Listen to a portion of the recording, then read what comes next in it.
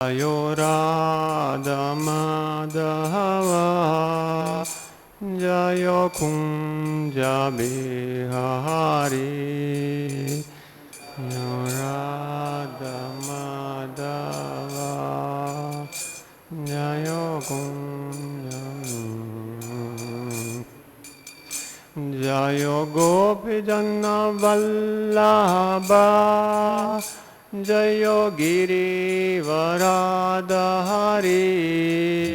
Jayo Giri Varadhari Gopi Janna Vallabha Jayo Giri Varadhari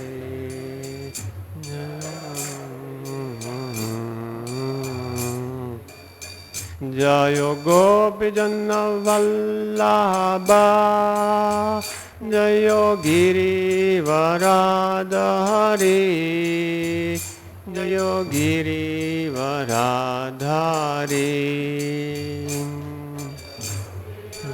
Vallabha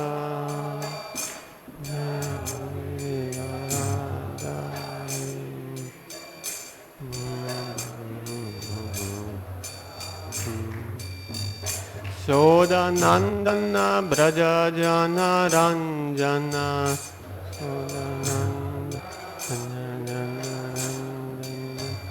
Sodanandana Braja Jana Ranjana Sodanandana Amuna Tira Vanachari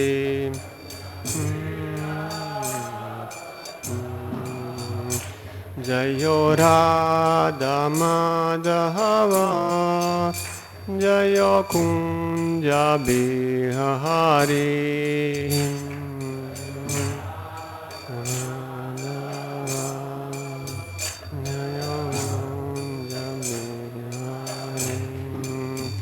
Jayo Gopi Janna Vallabha Jayo Giri Varadhari Jayo Giri Varadhari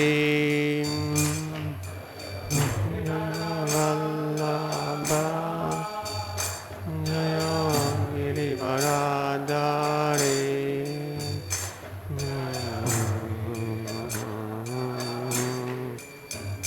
Sodanandana Brajadana Ranjana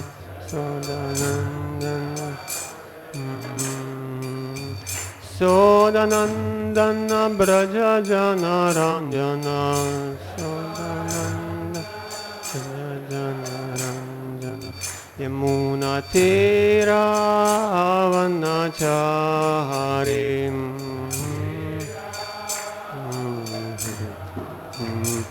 Natira Vanachari Munatira Vanachari Jayo Radha Madhava Jayo Kunja Bihari Jayo Kunja Jayo Radha Madhava Jayo Kunja Bihari Radha Madhava Jayo Kunja Bihari Hare Krishna Krishna Krishna Hare Hare Hare Rama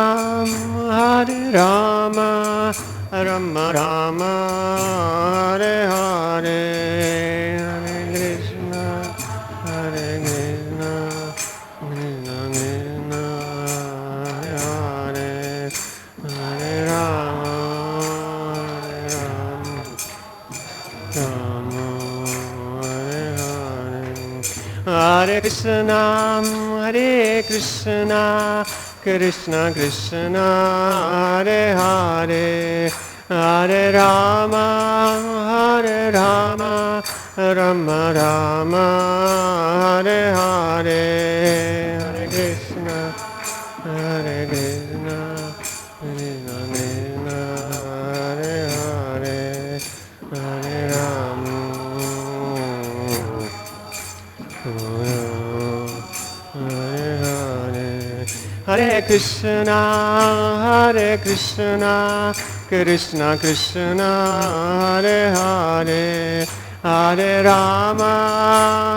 Rama, Rama Rama, Hare Hare, Hare Krishna, Krishna Krishna, Hare Hare, Hare Rama, Rama, Hare Hare. Sri Radha Madhavashta Sakya Srimad Mahaprabhu ki jai, Srila Prabhupada ki jai, Grantaraj Srimad Bhagavatam ki jai.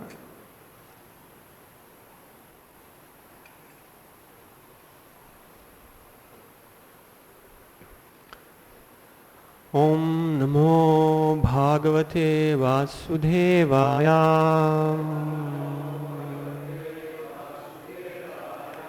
Om Namo Bhagavate Vasudevaya. Om Namo Bhagavate Vasudevaya.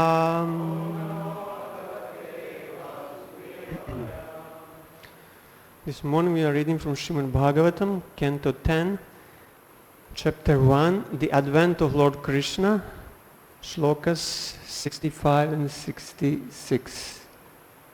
Shloka 66 on the board, so I will chant. Devakim Vasudevam Cha Nigrihya Nigadair Grihe Jatam Jatam Ham Putram Tayo Rajana Shankayam Devakim Vasudevam Cha Nigrihya Nigadair Grihe Jatam Jatamaham Putram Tayor Ajana Shankayam. Please chant. Vasudeva.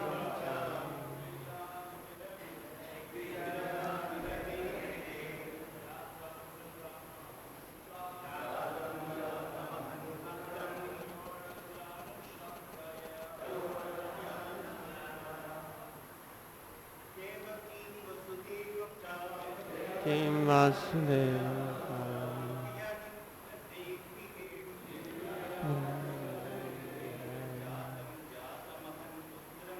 Tam Jatam Tayoradana Sankaya. Matris Devakim Vasudeva.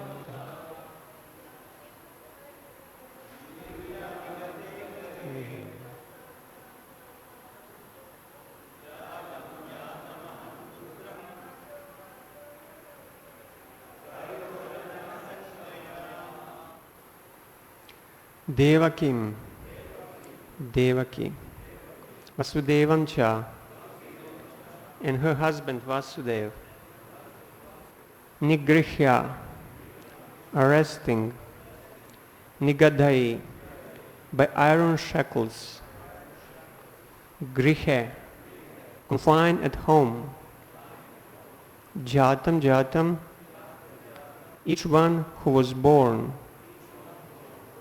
one after another. Ahan, killed. Putram, the sons. Tayo, of Vasudeva and Devaki. Ajana Shankaya, with the doubt that they would be Vishnu. Translation and purport by His Divine Grace, A.C. Bhaktivedanta Swami Srila Prabhupada.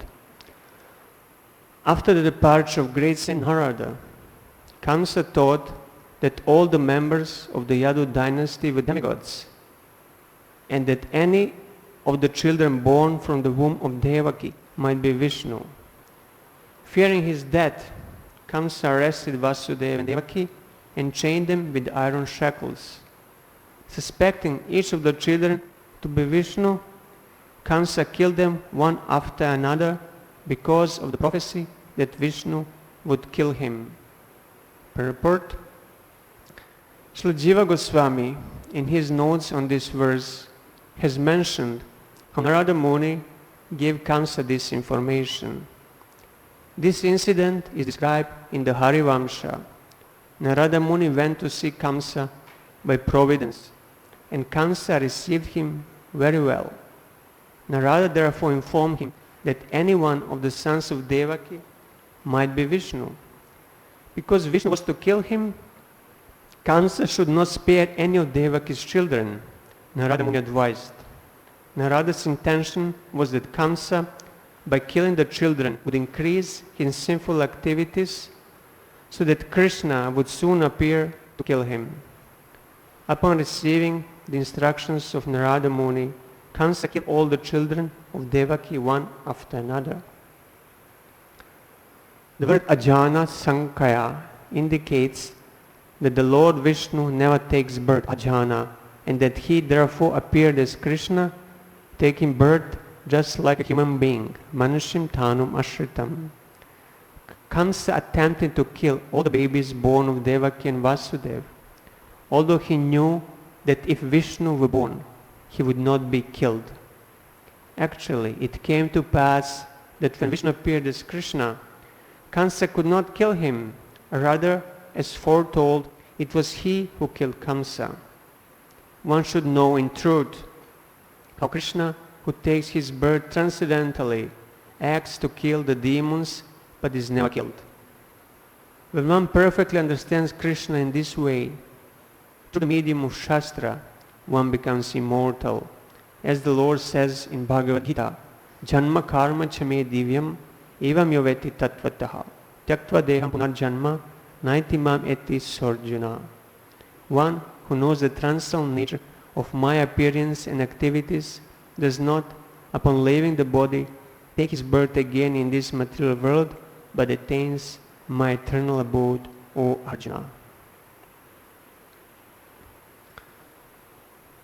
Om Jnanatimirandasya Jnananjana Shalakaya Chakshurunmilitam Yena Tasmai Shri Gurave Namaha Nama Om Vishnu Padaya Krishna Prishtaya Bhutale Shrimate Bhakti Vedanta Svaminiti Namine Namaste Saraswati Deve Gauravani Pracharine Nirvishesha Shunyavadi Pasyata Desha Tharine He Krishna Karuna Sindho Dina Bandho Jagatpate Gopesha Gopika Kanta Radha Kanta Namostute Tapta Kanchana Gorangi Radhe Vrindavaneshwari Vishabhanu Sute Devi Pranamami Hari Priye Namo Mahavadanyaya Krishna Prema Pradayate Krishna Krishna Chaitanya Namne Gorat Vishya Namaha Shri Krishna Chaitanya Prabhu Nityananda Shri Advaita Gadadhar Shivasari Gora Bhakta Vrinda Hare Krishna Krishna Krishna Hare Hare Hare Rama Rama Rama Hare Hare Anchakalpatarubhasya Kripa Sindhubhya Evacha Patitanam Bhavanebhyo Vaishnavebhyo Namo Namah. Hare Krishna. So it's very auspicious that we started the 10th canto just a couple of months before Janmashtami, and there's less than a month to go. So it's very auspicious that we read the shlokas. In this way we can prepare our consciousness for the most auspicious appearance there of the Lord. So in the previous shlokas we heard how Kamsa, after hearing the voice from the sky, wanted to kill his own sister Devaki, but then Vasudeva engaged all his diplomatic skill to convince him otherwise, and he managed to pacify Kamsa. So Kamsa let them go without killing Devaki, but Vasudeva had to promise that he will give him all the newborn children. So the situation was somewhat pacified, but now there is a twist. Narada Muni comes and he incites the Kamsa again. And Kamsa again becomes enraged. So one can question, what is Narada Muni doing? He's doing exactly the opposite what Vasudeva was trying to do. Is he participating in the murder of the newborn children? But this objection is no valid. Nobody can blame Narada Muni. He's a completely transcendental personality without any tinge of any material defects. He's the well-wisher of all human society, so whatever he does is good for demigods, for humans, and even for demons. Like Lord Krishna's activities are good for everybody. Similarly, activities of a transcendentally liberated person like Narada Muni always good for everybody. So Narada Muni, he wanted Lord Krishna to appear as soon as possible in order to kill Kamsa and give pleasure to demigods and to save the human society, to save the Yadus and Vaishnavas who were suffering, being oppressed under the rule of Kamsa. And the background of the story, how Kamsa got to know from Narada Muni, is found in Harivamsha. Srila Prabhupada here, Jiva Goswami, who quotes from Harivamsha. So Harivamsha Purana, it's an appendix to Mahabharata, and especially deals with the activities of Lord after the battle of Kurukshetra, but also describes the other activities of the Lord, like in this case, before his birth. Harivamsha was first time spoken by sage Vaishnampayana to Maharaj Janamejaya, the son of Maharaj Parikshit. And in that assembly, Sutta Goswami was present, so later Sutta Goswami, he repeated Harivamsha to the sages of Naimisharanya. And many Vaishnavacharyas like Jiva Goswami quote for Harivamsha, taking for an authoritative source.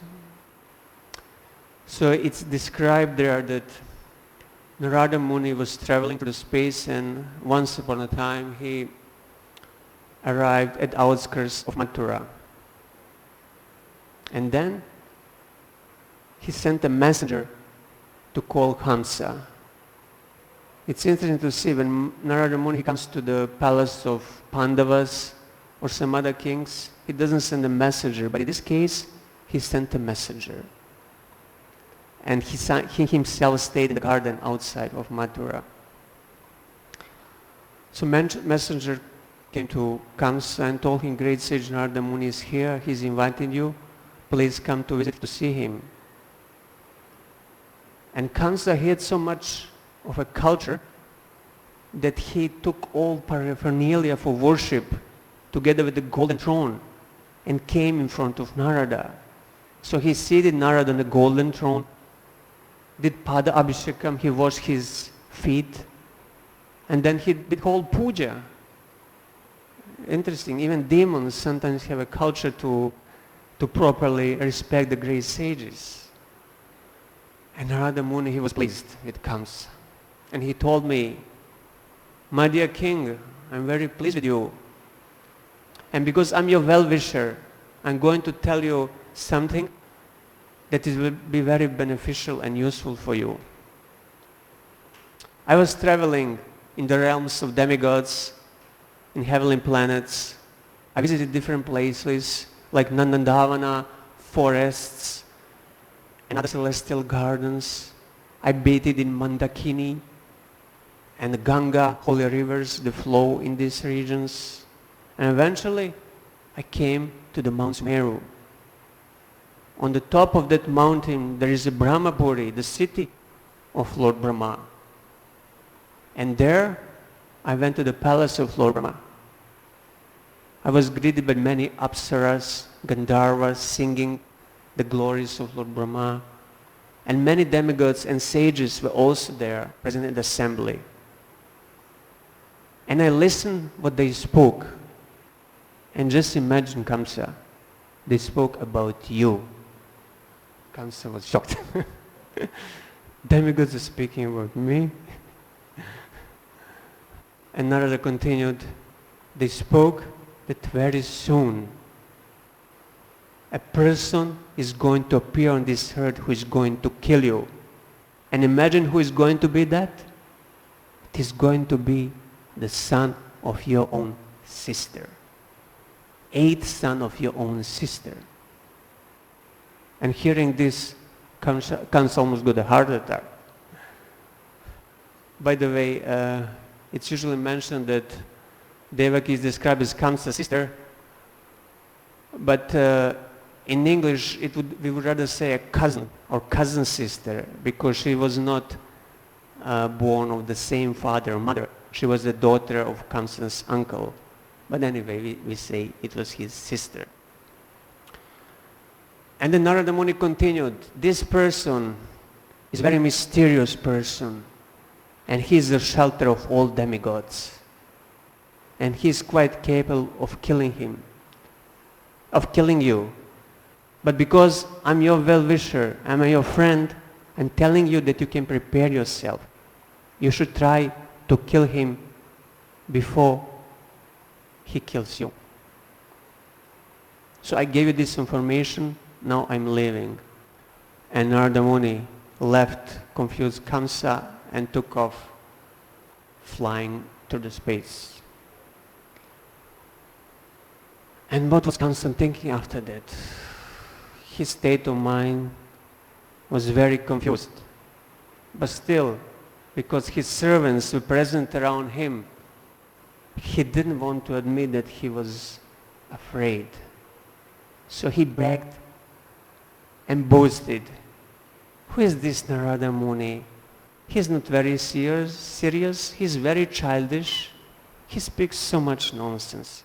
He simply jokes. He goes around and speaks bad to one person about the another person. In this way, he makes them fight. We cannot take his words very seriously. Even if I'm sleeping, resting, or I'm not prepared, demigods, they cannot threaten me. With my mighty arms, I can shake the whole earth. What to speak about these insignificant demigods? So he was speaking like a madman, trying to cover up his fear, but in reality he was deadly frightened. And then he told to the servants, tell my friends, Keshi, Denuka, Arishta, Putana, and others to go around the state and find all those who criticize me or our camp, and to beat them severely and kill them if necessary. And also tell them to find the newborn children and kill them as well. Also chain Vasudeva and Devaki in iron shackles, put them in prison, and let me know when Devaki is pregnant. So in this way, Kansa started atrocities and persecution throughout his kingdom. Meanwhile, Lord Vishnu in Vaikuntha, he noticed Kansa's nefarious activities and started contemplating. Lord Vishnu thought, certainly Kansa is going to kill the first 6 children of Devaki, but then my planetary expansion, he will appear as the 7th child and I'll appear as the 8th child and I'll kill Hamsa. And by thinking like this, he remembered Sadgarbhas. These are particular demons, sons of Kalanemi, that resided at the time in Patala Loka. They were grandsons of Hiranyakashipu. Kalanemi was the son of Hiranyakashipu, and these Sadgarbhas, they were sons of Kalanemi. In this way, they were grandsons of great demon Hiranyakashipu. So long time ago, these Sadgarbhas, they worship Lord Brahma, following the footsteps of their grandfather. They did great tapasya to please Lord Brahma, who eventually appeared before them and asked them for benediction. And they asked Similarly, like Hiranyakashipu, they're not killed by any human being, by any demigod, by any demon. That they are basically, they ask for immortality, and Lord Brahma, being pleased with them, granted them the boon. But then what happened? Their own grandfather, Hiranyakashipu, he got greatly angered. How did you dare worship this Brahma and neglect me? I'm the supreme person in this universe. In this way, by worshipping him instead of me, you lost all my mercy and all my affection. And I curse you that in your next life, you'll be killed by your own father as soon as you are born. So in this way, they were cursed by Hiranyakashipu, and his curse was working. It was potent. He had the power to curse. So these Sadgarbhas, since then, they were doing great tapasya under the water in Patalaloka. So Lord Vishnu, by his mystic potency, he went there and he found them under the water, but they were in deep sleep. Nidra Devi, the goddess of sleep, he has completely covered them, so they were deeply sleeping. So Lord Vishnu, by his mystic potency, he took their souls from the body and handed them to Nidra Devi, who is none other than Yogamaya. And he asked them to implant these 6 children into the womb of Devaki, one after another. And then he explained to her that after that, Lord Balaram, his plenary expansion, will appear in the womb of Devaki and the 7th child. And he instructed Yogamaya to transfer the Devaki, to transfer Lord Balaram from the womb of Devaki to the womb of Rohini, who at that time would be in Vrindavan. And also he instructed her to appear as the daughter of Yashoda and explain her that they will be exchanged so in order to confuse Kamsa. So as we know, everything transpired as it was planned by the Lord and executed by his Yogamaya potency. 6 children were born immediately after the birth. They were all killed by Kamsa. Then Lord Balaram appeared in the womb of Devaki and he was transferred to the womb of Rohini. And then Lord Krishna appeared. Meanwhile, Yogamaya was switched by Vasudeva for Krishna, and then when Vasudeva tried to kill her, he could not do it. She rose up in the sky with all the weapons and scared Kamsa, and later went to the heavenly planets. But you might ask, what happened to these 6 children? As we know, at the end of the 10th canto, after the battle of Kurukshetra, Vasudeva, being inspired by the sages, hearing the glories of the Lord and his supremely powerful position, he offered him very nice prayers in the mood of awe and reverence. Lord accepted these prayers, but he would rather prefer that Vasudeva was not so aware of his supreme potency, because this awareness disturbs the parental relationship. Anyway, after the Devaki came in front of the Lord, and she submitted her plea, my dear Lord, you all-powerful ones, please show me once more my 6 children that were killed by Kamsa. You're all-powerful and you can do anything. And I heard that you brought the son of your guru, Sandipani Muni, back from death. So I'm sure you can also do the same with my 6 children. And Lord Krishna and Balaram immediately, upon hearing the request of their mother, by their mystic potency, they flew to Sutala, the abode of Bali Maharaj. And as soon as they arrived, Bali Maharaj, he offered them obeisances, he seated them and did the puja, worshipped them, and asked them what he can do for them. And Lord requested that these 6 children of Devaki were born in front of him. Somehow they still, after so many years, they remain in that baby form there in the planet of Sutala. And the Lord also explained to Bali the previous history of these sons of Kalanemi. He explained that in their previous life, they were actually sons of Marichi, son of Lord Brahma. In this way, grandsons of Lord Brahma. And it happened once that Lord Brahma was overcome by lust and was going after his own daughter in the pursuit of sex pleasure. And when these 6, they saw it, they laughed. You'd think it was not a big deal, but actually it constituted great offense to ridicule the great personality, even if he sometimes commits mistakes, as Lord Brahma did. They laughed, and in this way, they lost all the mercy and fell from the heavenly planets in next life, were born as the sons of Kalanemi, sons of a demon. And they again had to be killed immediately after birth in their next life. So this just illustrates how severe is to offend a great personality like Lord Brahma, who is a pure Vaishnava, by the way.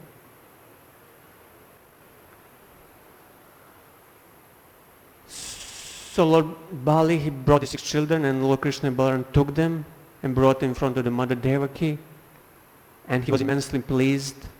She suckled them, she gave them her breast milk to drink, and since that breast milk was previously drank by Lord Krishna, it was Mahaprasadam, so all these 6, they got purified.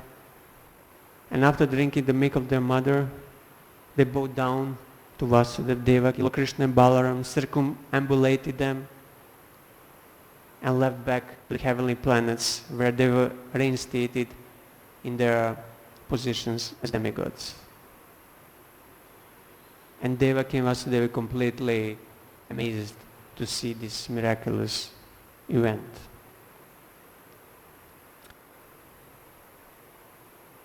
Let us go now back to our hero Kamsa.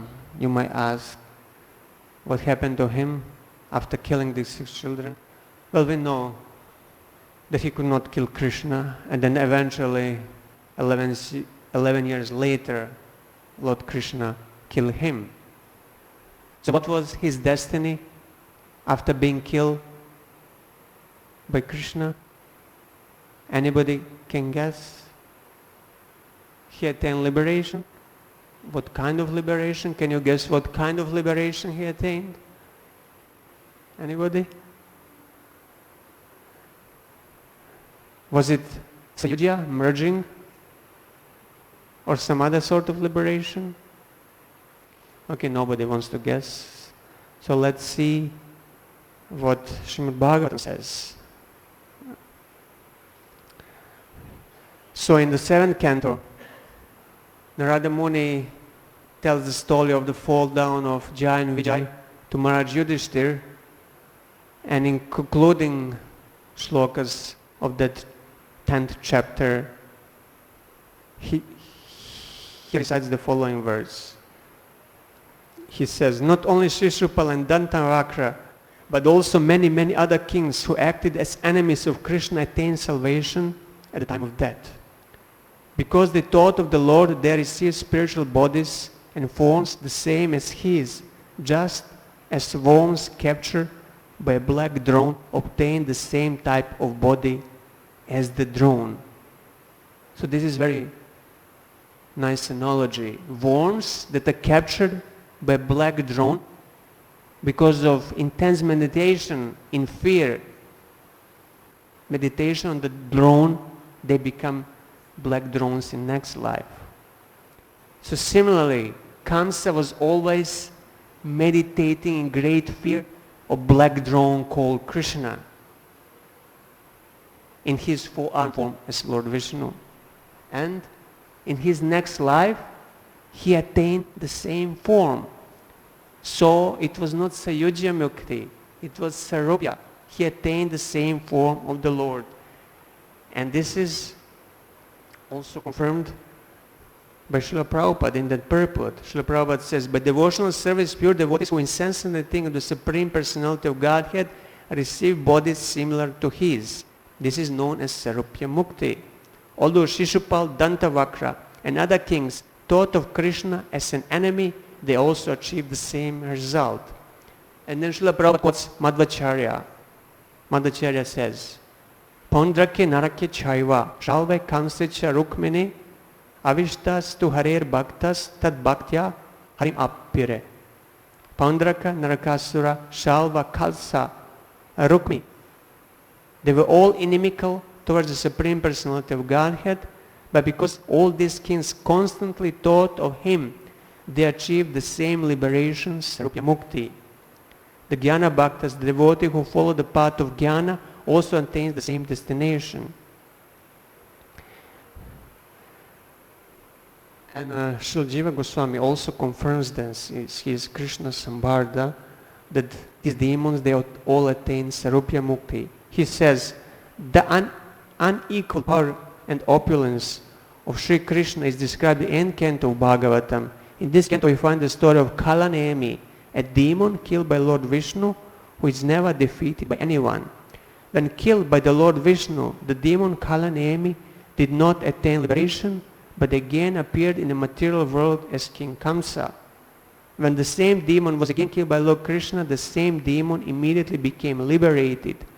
From this account, we may understand that demon directly killed by Lord Krishna immediately attained a liberation. Demons directly killed by Lord Krishna immediately attain liberation. Although demons killed by Lord Vishnu or other forms of the Lord do not necessarily attain liberation. By this way, we may see the singular power and greatness of Lord Krishna. So, any demon Krishna kills, he immediately attains liberation.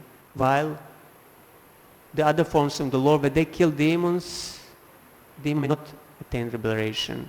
Rupa Goswami also confirms this in Laghu Bhagavatamrita when he analyzes the Shishupala's liberation. As we know, Shishupal, in his first birth, originally he was Jai from Vaikuntha, and then he appeared as Hiranyakashipu in this world, and he was killed by whom? By Lord Nrsimhadev. Did he attain liberation? No. He attained just great power and opulence. So he was born as who? As Ravana. He was born as Ravana in his next life. And again in this life he was killed by Lord Rama. But again he did not attain liberation, but became Shishupal. Again he attained some material result of being, as the result of being killed by the Lord. He became a great opulent King Shishupal. But when Shishupal was killed by Krishna, Shishupal attained Sarupya Mukti and went back to the spiritual world. So this shows that Krishna's form is the supreme form, and that he bestows liberation even to the demons he kills. Srila Vishwanath Chakravarti Thakur, in the next chapter, there is one shloka, 8th shloka, in which the Lord asks Yoga Maya to go and transfer the Lord Balaram to the womb of Rohini. So in the purport to that shloka, Srila Vishwanath Chakravarti Thakur, he's asking interesting question. He's asking, how is it possible the 6 material children, meaning of these 6 garbhas, could first appear in the womb of Devaki, who is the internal spiritual energy of the Lord.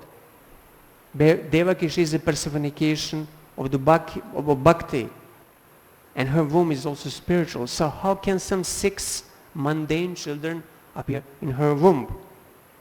And then he answers, just as all material universes exist within the Lord without contaminating him, similarly, these 6 mundane children, they could be born within the Devaki, but still not contaminate her.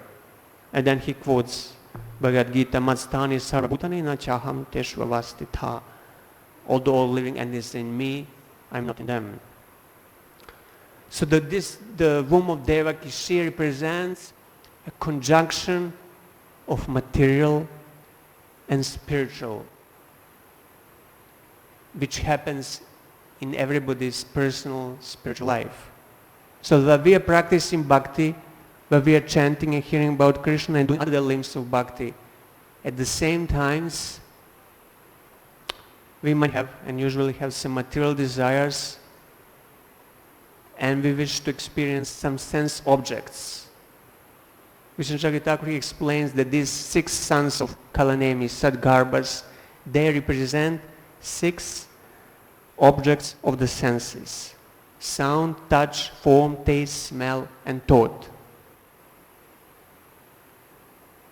Devaki is incarnation of bhakti, and Kamsa, he is incarnation of fear. So as Kamsa, who is the incarnation of fear, kills these 6 sons of Devaki, who represent the material sense objects, similarly, desire for sense gratification, desire for sense objects that exist in the heart of sadhaka, of those devotees who perform bhakti, it's killed how? It's killed by the fear. What kind of fear? By the fear of material world, by fear of sense gratification, by fear of Maya. And this is good fear. When this fear appears in our heart, the tendency to enjoy the matter decreases. And then our spiritual practice can take off. The bhakti in our heart can become more potent and more powerful once we lose the desire to enjoy material sense gratification. So we do need to be fearful of Maya, of sense gratification. If we are not fearful, then we'll be careless, and then the danger will be at every step. We know from Shastra the examples of those who were not very careful and who were not very fearful, and they might have achieved high levels of advancement, but still because they were not fearful, they fell down. We have example of Maharaj Bharat, who fell from level of bhava just because of affection towards deer. We have an example of Jamil, who fell just because seeing a prostitute being embraced by lusty men. And many other examples are there. So some fear of material world has to be there in order for us to become serious in practice of bhakti. Otherwise, if we are not fearful, we'll think, oh, no problem, let me try this, let me just enjoy a little bit. It won't do any harm. But it will do a lot of harm. It can create havoc. It can create disaster. So if we are not fearful, then nobody can help us. So it's a healthy fear of Maya. We have also example of Markandeya Rishi. He actually didn't want any sense gratification. He didn't want any Maya, but he was just a little bit curious. He wanted to see Lord's illusory potency. And he asked, "My Lord, can I see your Maya?" Lord smiled, but it was a kind of half bitter smile. Okay, you can see it, but then you have to experience the bad effects of it. And we know that he was tossed in the ocean devastation for millions of years, and he suffered immensely just because he was not fearful of Maya. Another point I want to make is that mind absorbed in Krishna is the cause of liberation. As the example of Kansa shows, he was absorbed in thought of Lord by walking, by sleeping, by doing anything. He was constantly thinking about Krishna in fear. And again, Narada Muni, in one shloka, he tells to Maharaj Yudhishthira, Kama dveshad bhayat snehad yata bhaktya veshvare mana aveshatad agam hitva bhavastad gatim gatha. Many persons have attained liberation simply by thinking of Krishna with great attention and giving up sinful activities. This great attention may be due to lusty desires, inimical feelings, or envy, fear, affection, or devotional service. I shall now explain to you how one receives Krishna's mercy simply by concentrating mind upon Him. So mind can be concentrated upon Lord Krishna in different ways. It can be through lust, like gopis did, although it was a transcendental lust. It could be through fear, as Kamsa did. It could be through envy, as Shishupal did. But all these ways, they are not recommended for us because they were not favorable. Envy and fear are not favorable. So Narada Muni says in this next sloka, Gopya kamat bhayat kamso dvesha chaidhyadayo nripa sambandad vrishnaya snehad yuyam bhaktya bhayam vibho.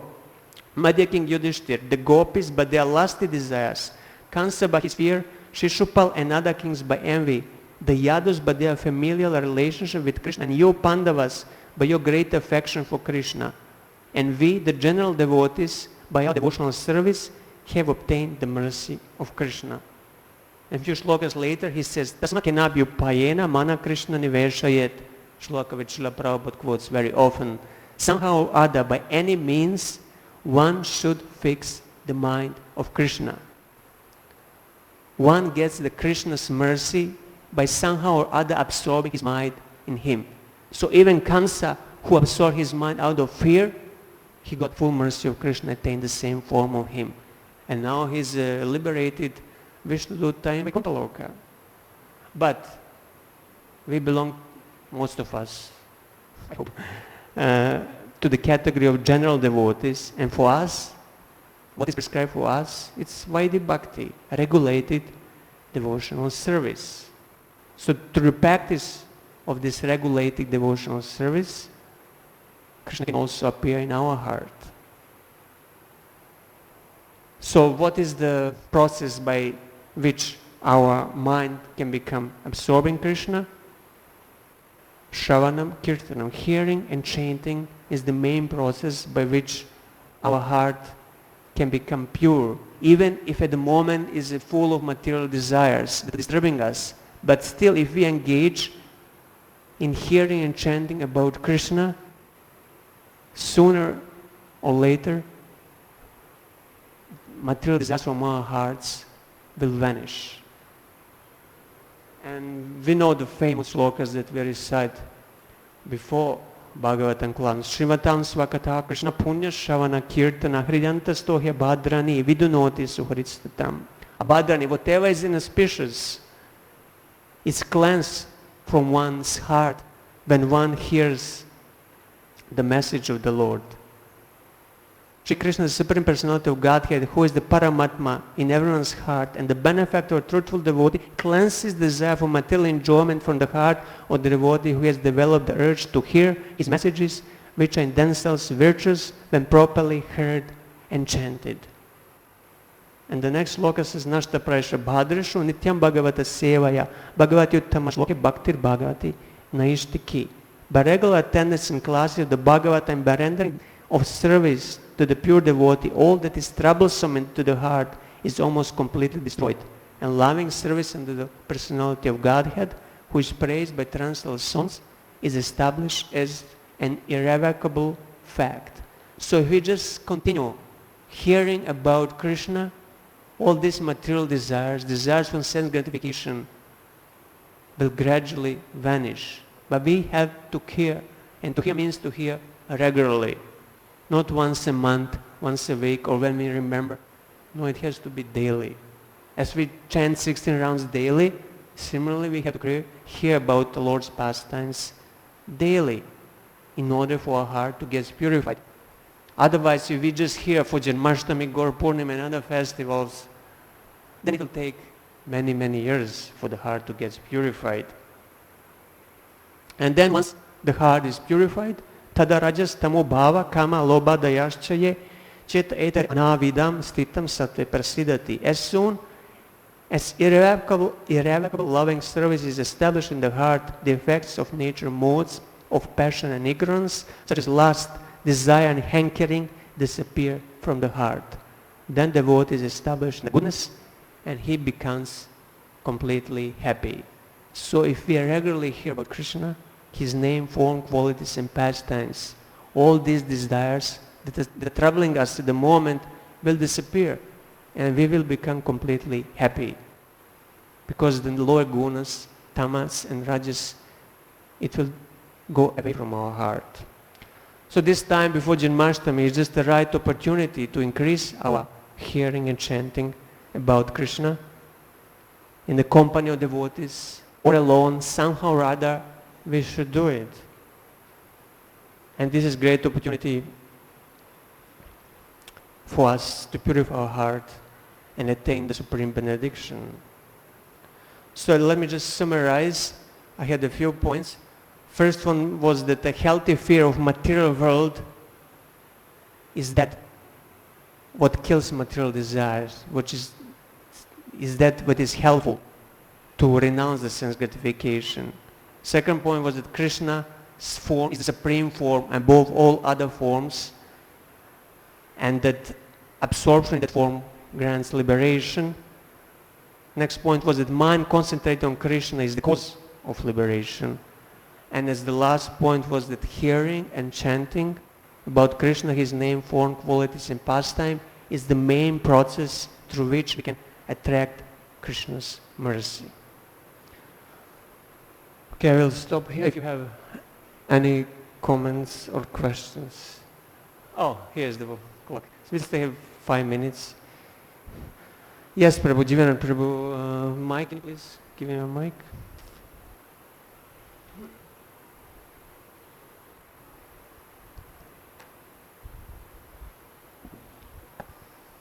So Prabhu, thank you for the class.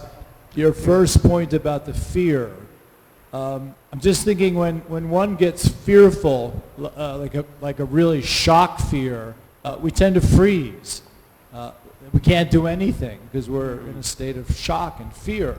So should devotees act in that state of, well, I can't go out on Harinam. Well, I can't do book distribution because there's so many attractions out there.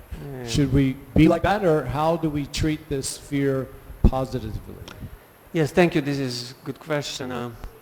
Definitely, we should not be in state of shock, fear, and panic, because it will just paralyze us, and we won't be able to do anything. But should be a healthy fear, which is balanced. Means it's not that we are now completely paralyzed. Or if I go out on the street and I see this car miss, I'm finished. We cannot function like that, definitely. No, we should have some sense, common sense. If we should know how much we can go without endangering our spiritual life. Common sense is required for that. So healthy fear that we can judge, if I do this much, it's okay. But if I do a little more, then I'm in danger.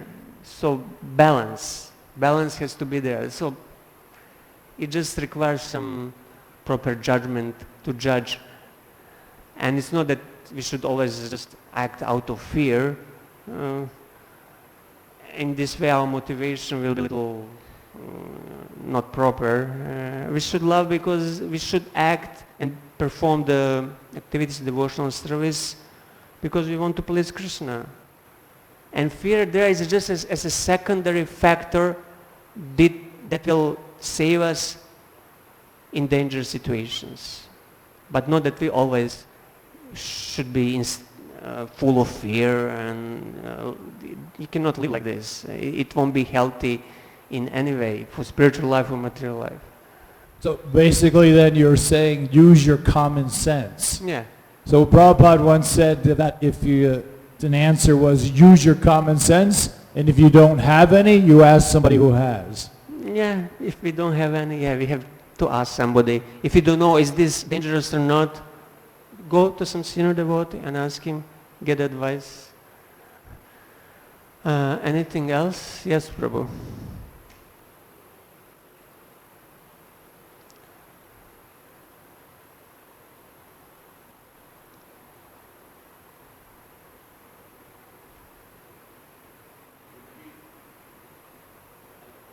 Switch on. Up. The button goes up.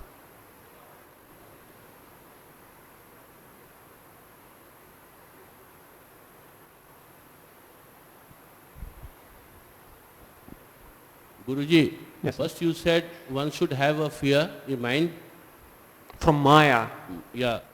And his question was that only.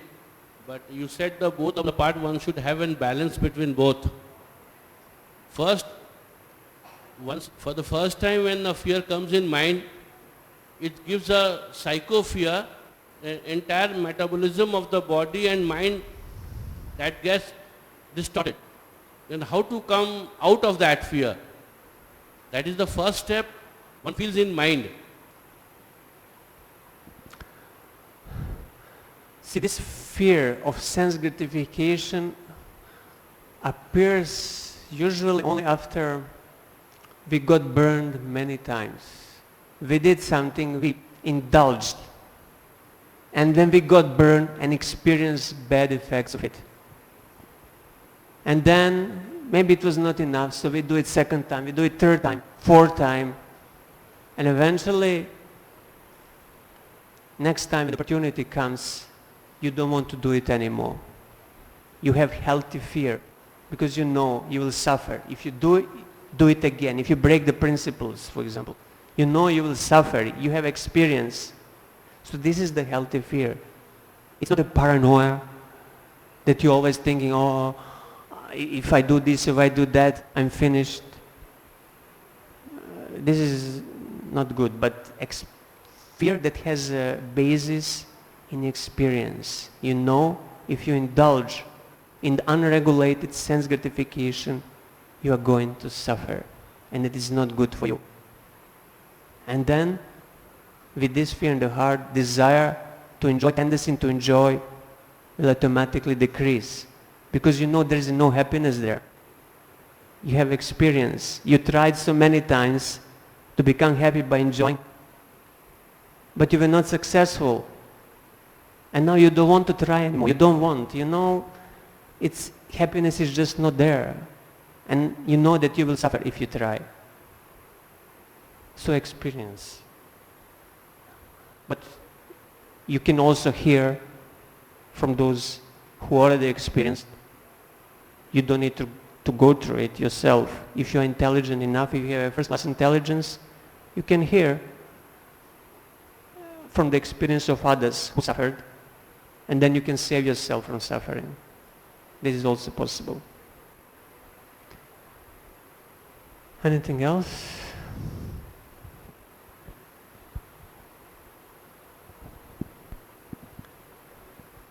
Hare Krishna Prabhu. Yes. A small question, Prabhu. In the Bhagavatam, Lord Krishna, you say, the person of Godhead appears before Devaki. With the first appearance is 4 hands, like Mahavishnu Swarup. Devaki, in the present, Lord Krishna appears before Devaki with 4 hands, like Sri Mahavishnu Rupa. Yes, yes.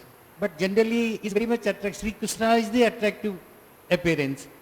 Why he first appeared before Devaki with 4 hands and subsequently formed into 2 hands of Shyama-Sundar? Because generally, whenever we see the Lord Krishna, we are being attracted.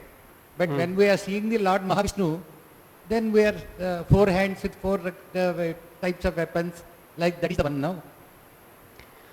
Yeah, the Lord initially, when he appeared in the council's prison, he appeared as a 4-handed Vishnu form, and then Vasudeva, they offered prayers.